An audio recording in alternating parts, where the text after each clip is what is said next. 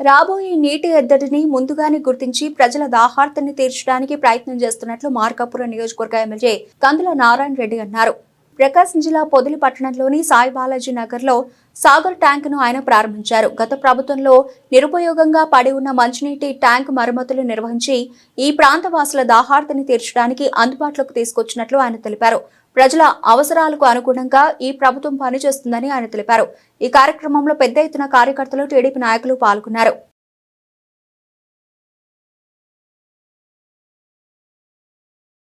Drinking water విషయంలో బాలాజీ నగర్లో ప్రజల సంతోషం చూస్తూ ఉంటే చాలా ఆనందంగా ఉంది.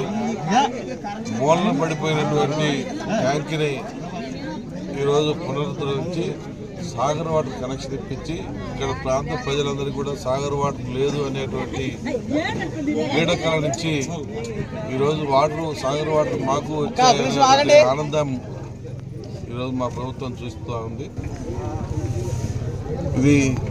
ఈ ప్రభుత్వం ప్రజల కోసం ఏర్పడిన ప్రభుత్వం అనే దానికి ఇంతకన్నా నిదర్శనం లేదు. ఎందుకంటే 5 సంవత్సరాల నుంచి మూలన పెట్టినటువంటి ఈ ట్యాంక్ని ఈరోజు మేము రిపేర్ చేయించి మొత్తం కూడా వాటర్ కనెక్షన్ ఇప్పించి ఈ ప్రాంత ప్రజలకు దాహార్తిని తీర్చేదానికి ప్రయత్నం చేశాం, సఫలీకృతమయ్యాం. మాకు ఇప్పుడే రివ్యూ మీటింగ్ కూడా అయింది జిల్లాలో. మా పొదిలి పట్టణానికి దర్శి నుంచి 32 గంటల పాటు పంపింగ్ చేస్తూ ఉన్నారు వారానికి. ఇది సరిపోదు, మాకు 48 గంటలు కేటాయించాల్సిందేనని చెప్పి ఇప్పుడు నేను అధికారుల దృష్టి అందరికీ కూడా తీసుకుపోయాను.